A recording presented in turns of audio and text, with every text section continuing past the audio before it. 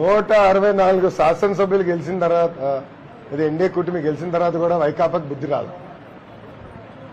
చంద్రబాబు నాయుడు గారు చాలా స్పష్టంగా నో హార్స్ ట్రేడింగ్, వాళ్ళ పార్టీ వాళ్ళని తీసుకునేదానికి లేదు.